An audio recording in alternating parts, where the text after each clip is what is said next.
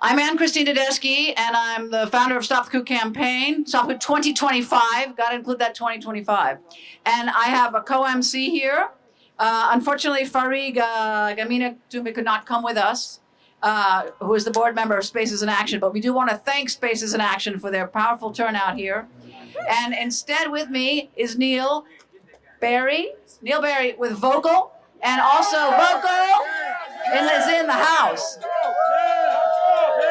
So we're gonna say a few words here. I'm gonna talk a little bit about this, and then we have a really wonderful roster of speakers, and they're gonna talk to you about how Project 2025 actually affects you, affects them, affects the organizations, affects our communities, and what we can do to fight back.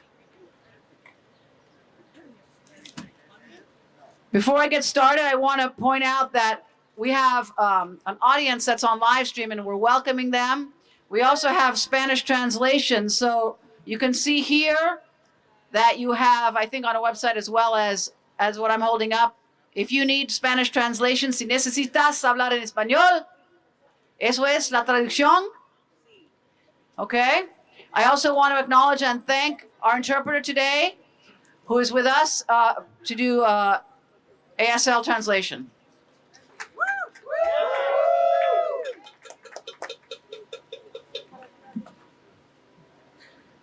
Stop the Coup 2025 is a nonpartisan, nonprofit grassroots campaign to fight Project 2025, which is the Conservative Party's manifesto to retake power and dismantle our American system of government and our democracy. And it is led by the folks in that building, the Heritage Foundation. I want to welcome all of you, including those of you watching on live stream, to the official launch of our campaign to defend our democracy and to sound the alarm for the rest of America and the world. We are very grateful you've come out on this very beautiful Saturday afternoon to help us, to raise your voices. We need to tell others quickly that there is a major threat on the horizon called Project 2025. And it deeply threatens our country, and we need everyone to prepare and fight against it. We need you, and we welcome you. Before we begin our program and we hear from the speakers, we wanted to acknowledge and thank our allies and our co-sponsors, the Center for Public Democracy and Rise and Resist, two groups who have been so active since Trump's election and then Trump's loss, to counter the hatred and the rhetoric of the far right and the extremist wing of the Republican Party known as the GOP, which is behind Project 2025. We're very grateful to our allies, Las Doñas from New York and Vocal, and the Human Rights Campaign, which continues to provide national leadership on LGBTQ issues and rights. And we are delighted to welcome the local DC band and protest party, Too Much Talent.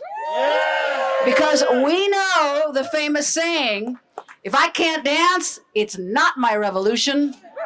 We definitely need a soundtrack for our spirited movement to uplift our spirits as we move to defend our democracy and say no to day one dictatorship. That is the theme of our rally and our speak out today. We are saying no to day one dictatorship. We're saying no to the Republican Party's manifesto for power, Project 2025. No! No! No! No! So why are we here? Why are we here? We're here because the Republican Party plan called Project 2025, which is known as their election year mandate for leadership, has a goal of turning the United States into a Christian conservative autocracy. That's authoritarianism. In truth, though, this is not about any individual candidate. This is the Republican Party platform. It was put together by 75 conservative groups backed by $22 million of Koch family money, and the Heritage Foundation is leading the plan. It's not, like I said, about Trump, although he is their favorite candidate. And he has shown that he's all in on the plan. But so are the other GOP candidates. All right. It is led by the extremist wing. And I think it's important for us to say we know a lot of Republicans who would definitely not agree with what is in Project 2025. However, the extremist wing is speaking for the Republican Party, and they are backing this plan. Who is behind Project 2025? Well, we've mentioned the Heritage Foundation, but it's also Trump's hatchet men. Steve Bannon and Steve Miller and many former Trump officials who held high positions in the Trump administration who now want to be in power again. This plan, which is almost 900 pages long, covers 30 departments of government, and it is written by the people who were in those positions of power under Trump, in the 1 or the 2 or the 3 position. They've been in those positions, they know what's in their departments, and they know how they want to take it all apart. They also include lawyers. This is a very lawyer-driven plan. Nothing against lawyers, some of them are my friends, but these lawyers, they're aligned with the conservative legal groups, the Federalist Society, and the Federal Society isn't even considered radical enough for the people behind Project 2025. These are the lawyers who have been behind overturning Roe, the anti-gay bills. Stephen Miller wrote the plan that put all those children and families in detention centers when Trump was there at the border. All right? And the anti-climate administration and lawsuits. So don't be fooled. This is the Republican plan for taking control in America. And it calls for a de facto dictatorship, which America has never known. We have never seen this. This is new for all of us. In fact, the vision is a little bit more of what we would consider an oligarchy, right? In which a small group of people have written a methodical plan to hijack the reins of government. So they have a radical plan. They have a 180-day playbook to systematically dismantle the structures and the hierarchy of decision-making in all 30 departments of government, department by department. They lay out the plan to rewrite the rules by which we are governed. Okay, some of the highlights, right? They call for the reversal or elimination or the reshuffling of key departments of government. So we're talking about things like they'd like to get rid of the Department of Public Education. Well, they can't quite do that. But instead, they want to put all the money into the private sector and ask for it to go to Christian organizations with a Bible-driven agenda. And the Heritage Foundation is working very hard. They're leading this administratively and organizing it and recruiting people to make it happen. That's why we are here today. We are here to declare the Heritage Foundation a hazardous foundation, to declare it and Project 2025 toxic and very dangerous for America and our democracy and the world. This is not just aimed at the United States. This aims at changing U.S. foreign policy and programs which impact the world. You can find the whole Project 2025 plan on the Heritage Foundation's website, and you can read it for yourself. But trust me, not many people are going to read 900 pages. The Conservative Party counts on that, and they have buried, right, many insidious proposals in the fine print of that plan. We read it, and you can find a breakdown of that plan in little 3-page summaries, bullet by bullet, just what they're planning, on our website, which is www.stopthecoup2025.org. Every one little section for every chapter of government. Whatever you are focused on, whatever area matters to you, go check it out, read about it, and then you're going to see how it personally impacts you. What's amazing in some ways about Project 2025, it's so extreme that we don't even have to exaggerate its contents or even editorialize. We just broke it down to tell you what they plan, right? So all we're doing even today is we're turning a mirror, right, on the Heritage Foundation, on Project 2025, to let people know about how grave a threat this is. Project 2025 was released a few months ago, but what we found is that many people don't know about it, including many progressives and many community-based organizations. I was talking to people yesterday in the State Department, the Department of Interior. They hadn't heard about it. We have an enormous amount of work to do to tell people in our own government, as well as in the progressive movement and the Democrats, and many Republicans who really would not be down with this program, even though they may have certain ideology that they vote Republican. It's important for you, I think, to know that Project 2025 is modeled after the ideas and plans of Hungary's dictator, Viktor Orban. The authors of Project 2025 mentioned that several times, and Trump has mentioned his admiration for Orban. In fact, after January 6th and the failed attempt, right, to overtake our capital, and after Trump's loss of the election to Biden, some key people in the GOP and Trump's orbit went to Hungary last spring to study and learn how did they do that? How did they disassemble their democracy and put in place an extremist family values agenda? They were schooled in it by the officials in the Orban administration. They want to put in place an anti-choice, anti-diversity, anti-gender agenda, what they call the cultural wars, right? And they came back and they wrote their version of the program, of that plan, which is Project 2025. Project 2025 has a lot of ideas in it, and it is pushed by Christian conservatives. So the religious piece is actually very central. But the big idea is to give the next GOP president unprecedented supreme powers, in which that person, that president, whether it's Trump or another candidate, can come into office on day one and with a big sheaf of executive orders, sign them and allow for major changes to happen in every department of government. Is it legal? They hope it will be. Do they expect to be challenged? Yes. That's why they're recruiting 5,000 lawyers to come in and be ready for every challenge that happens.